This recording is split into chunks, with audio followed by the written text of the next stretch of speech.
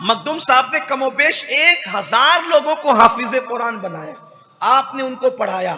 اور مخدوم صاحب کی علمی خدمت یہ ہے کہ میری اپنی ناقص معلومات کے مطابق جو مجھے پتا چلا، نا کہ میں کوئی محقق نہیں ہوں، لیکن یہ نہیں کہہ سکتا کہ میری اپنی تحقیق ہے کیونکہ میں کوئی محقق نہیں ہوں. محققین کی جو تحریر مجھ تک پہنچی ہے اس سے پتا چلا کہ فارسی زبان میں سب سے پہلے اگر کسی نے قرآن مقدس کا ترجمہ کرنے کا شرف حاصل کیا تو وہ کوئی اور نہیں، وہ ہمارے مخدوم صاحب ہیں.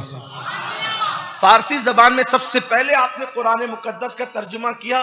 اور حیرت کی بات آپ کو یہ بتاؤں کہ مخدوم صاحب نے جب فارسی زبان میں قرآن مقدس کا ترجمہ کیا ہے تو اس وقت مخدوم صاحب کی عمر ابھی 18 یا 19 سال سے زیادہ کی نہیں تھی. تب آپ نے قرآن مقدس کا ترجمہ فرمایا. گویا کہ اگر یہ دیکھا جائے کہ آپ کی تصنیف اور تالیفی خدمت کے اعتبار سے سب سے پہلے آپ نے اگر کسی چیز پر قلم اٹھایا ہے تو وہ قرآن مقدس کا ترجمہ ہے. اس سے لکھنے پڑھنے والے مصنفین، محررین اور اہل علم جانتے ہیں کہ انسان قرآن مقدس کے عنوان پر اس وقت قلم اٹھاتا ہے جب اس کی فکر پختہ ہو جاتی ہے، لکھنے کا ہنر پختہ ہو جاتا ہے، اس کی عمر پختہ ہو جاتی ہے، تب کہیں جا کر لوگ قرآن پہ قلم اٹھاتے ہیں، پھر بھی ٹھوکر کھاتے ہیں. لیکن مخدوم صاحب رحمت اللہ تعالی علیہ نے 20 سال کی عمر میں پہنچنے سے پہلے جو ہے فارسی زبان میں قرآن مقدس کا ترجمہ مکمل کر لیا تھا. یہ سرکار مخدوم سمنہ رحمت اللہ تعالی علیہ کی شان ہے. لوگ ان بزرگوں کو صرف کرامتوں پر تولتے ہیں لیکن یہ بھول جاتے ہیں. ممکن ہے محققین نے اس میں کچھ عمر میں کمی زیادتی بتائی ہو، لیکن جو بادشاہت کا آپ کا دور ہے وہ تو بہت چھوٹی عمر کا دور ہے، اور اسی دور میں آپ نے قرآن مقدس کا ترجمہ مکمل کیا. اس کے بعد اردو زبان میں سب سے پہلی کتاب جس نے تحریر کی ہے اس شخصیت کا نام ہے سید مخدوم اشرف جہانگیر سمنانی. اردو زبان میں، اس لیے کہ اردو زبان کے جو ایجاد کرنے والے ہیں یا اردو زبان کو جو ترتیب دینے والے ہیں اس کے موجدین جو ہیں جنہوں نے اس کی ایجاد کی ہے، تو وہ حضرات میں 3 نام عام طور پہ ہم سنتے ہیں. ایک نام ہے حضرت امیر خسرو کا، ایک نام ہے خواجہ دکن بندہ نواز گیسو دراز کا، اور ایک نام ہے حضرت سیدنا مخدوم اشرف جہانگیر سمنانی کا. یہ 3 بزرگوں کا نام آتا ہے اردو زبان کی پیدائش میں، اردو زبان کی ابتدا میں.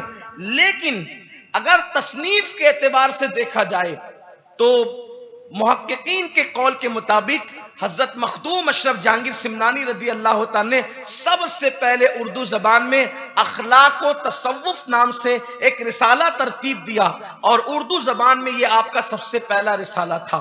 اس طرح سے گویا کہ اردو کی تصنیف کے اعتبار سے سب سے پہلے تصنیف، دیکھیے 2 چیز ہو گئی.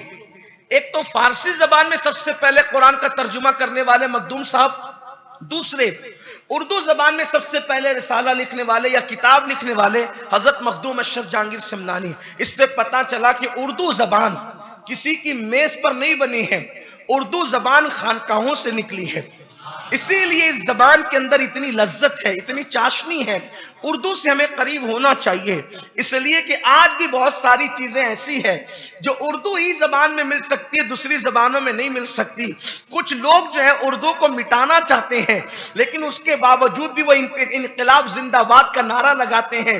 اردو مٹانے والوں سے پوچھو یہ انقلاب زندہ باد کس چڑیا کا نام ہے، تو یہ انقلاب بھی تو اردو ہی ہے. اسی طریقے سے بہت ساری چیزیں ایسی ہیں کہ اردو زبان میں ہم جس کو جتنی اچھی طریقے سے ادا کر سکتے ہیں اور دوسری زبانوں میں اس کا ادا کرنا ہمارے لیے تھوڑا سا مشکل ہو جاتا ہے.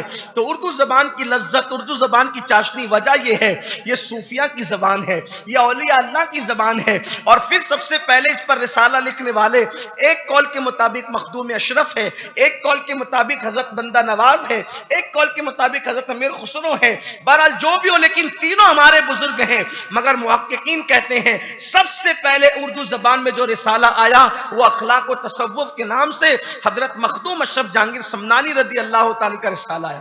یہ آپ اسی طریقے سے مخدوم صاحب نے صرف اردو میں نہیں کتاب لکھی، اردو میں بھی لکھی، اسی طریقے سے عربی میں لکھی، اسی طریقے سے فارسی میں لکھی، इसी तरीके से तुर्की जबान में लिखी।